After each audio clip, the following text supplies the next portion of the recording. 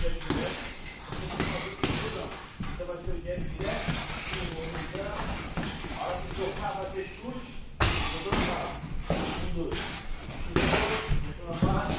ma boxe, j'ai perdu mon mojo. Salut à toi, dans cette vidéo, je vais te parler de boxe et surtout de te parler d'un petit combat que j'ai pu faire récemment. On va dire que c'était un petit sparring léger et en quoi justement je me suis vu en fait en difficulté plus ou moins.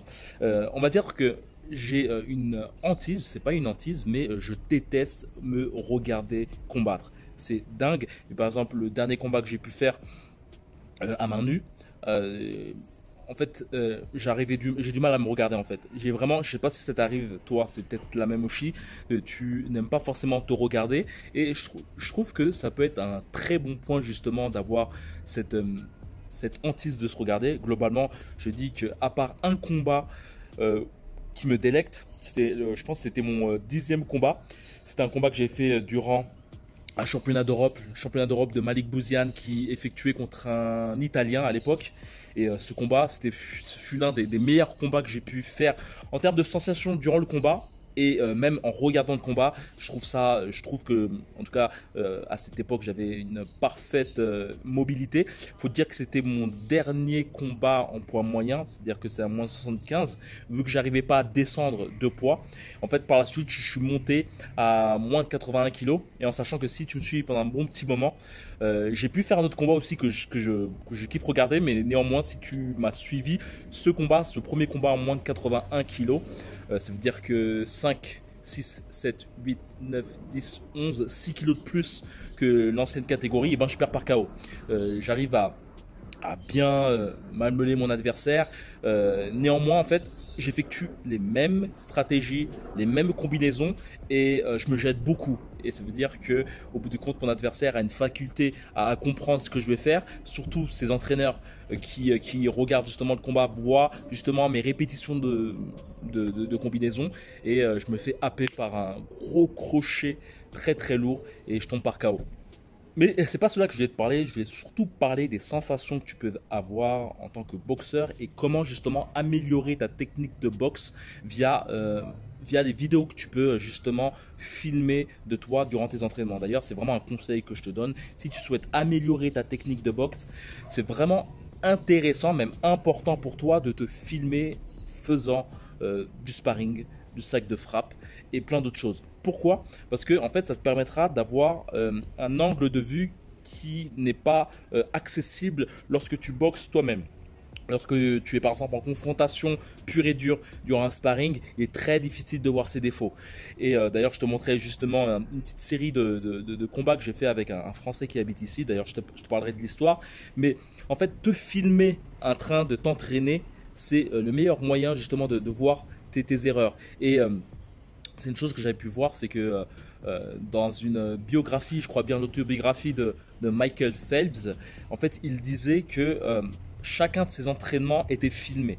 C'est-à-dire que son but était justement chaque soir de se regarder justement en train de faire justement ses séances de nage et essayer de décortiquer la moindre problématique, le moindre problème, et de par la suite visualiser la rectification via le mental, via, on va dire, l'imagination, et après dormir. Ça lui permettait justement de conditionner son cerveau à justement à faire le bon geste, et justement dormir justement sur le problème permettait au cerveau de se focus, c'est sur uniquement ça. Et en fait, je te cache pas que moi, ça fait franchement depuis le premier confinement que je m'entraîne plus. Ça m'a complètement scotché. Je sais que j'en parle beaucoup à des amis, et ils me disent ouais, t'as une chaîne de boxe et comment ça tu t'entraînes pas? Et si tu me suis depuis un petit moment, j'ai bougé au Portugal, il fut un temps. Là, je suis à Sao Paulo, et justement j'étais venu à Sao Paulo pour rencontrer un Français qui a une salle de MMA dans le coin, et il y a eu un gros lockdown aussi ici, un truc lockdown rouge, phase rouge, et tout était fermé, donc j'ai pas pu justement faire. Français en fait a des camps d'entraînement pour le MMA, c'est vraiment intéressant. D'ailleurs, si tu veux le suivre, va sur Instagram, je mettrai son lien dans la description. Et son camp est vraiment intéressant en fait. Tu restes entre une semaine et un mois pour t'entraîner à faire que du MMA non-stop. Et donc je suis allé dans sa salle avec une française, plutôt une espagnole française, qui voulait faire une sorte de court-métrage sur la boxe, un petit truc stylé où justement on pouvait nous voir justement en train de se confronter beaucoup en slow motion.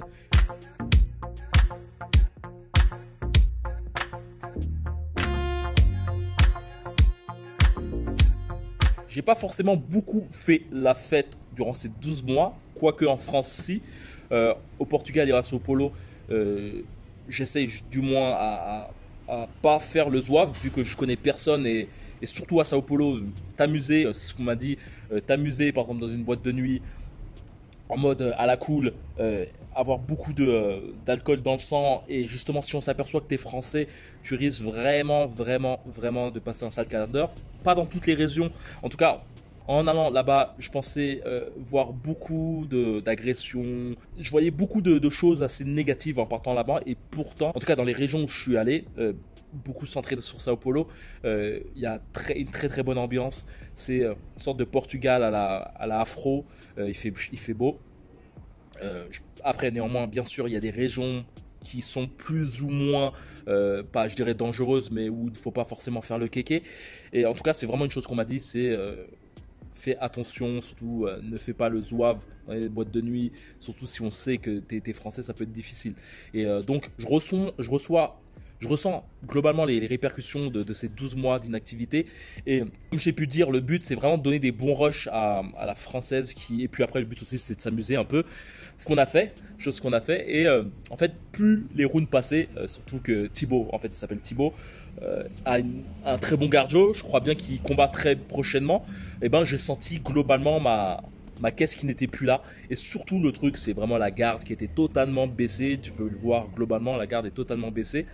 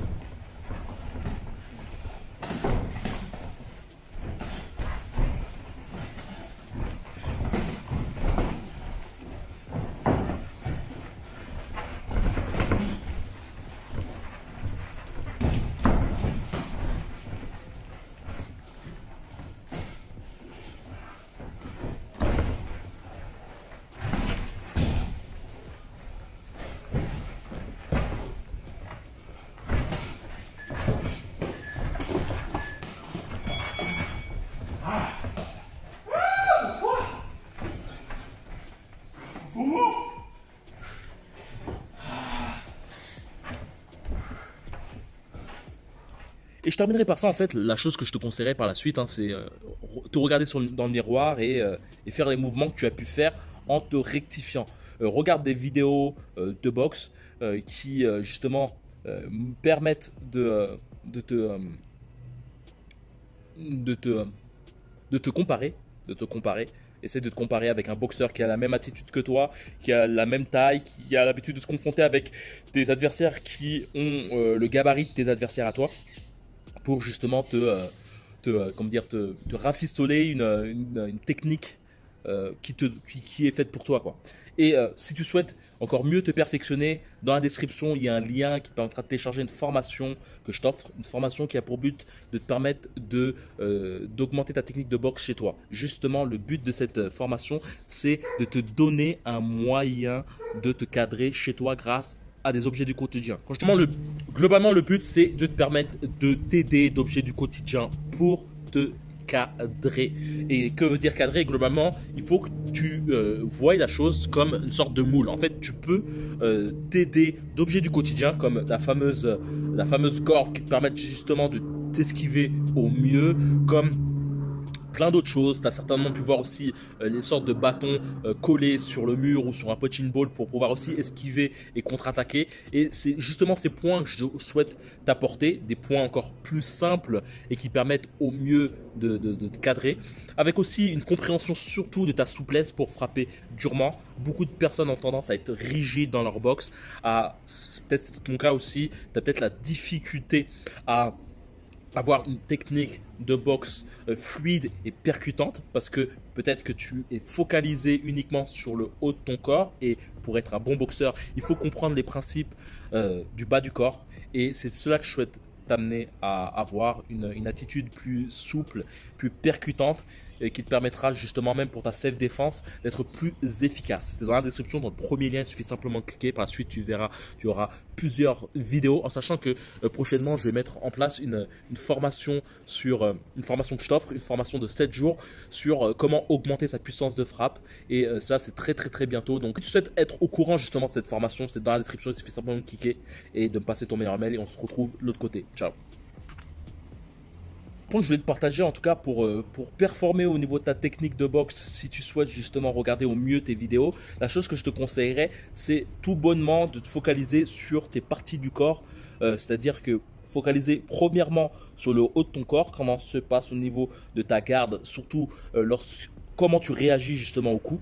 C'est vraiment une chose que je te conseillerais. Par la suite, la chose aussi que je te conseillerais, c'est vraiment de te focaliser sur tes appuis. Parce que bien souvent, on a tendance à se focaliser sur le haut, mais ce qui permet globalement de mieux boxer, c'est vraiment le bas. Est-ce que tes talons montent? Est-ce que tu as une bonne rotation du talon lorsque tu combats? Et tous ces points te permettent globalement de te rectifier par la suite. Et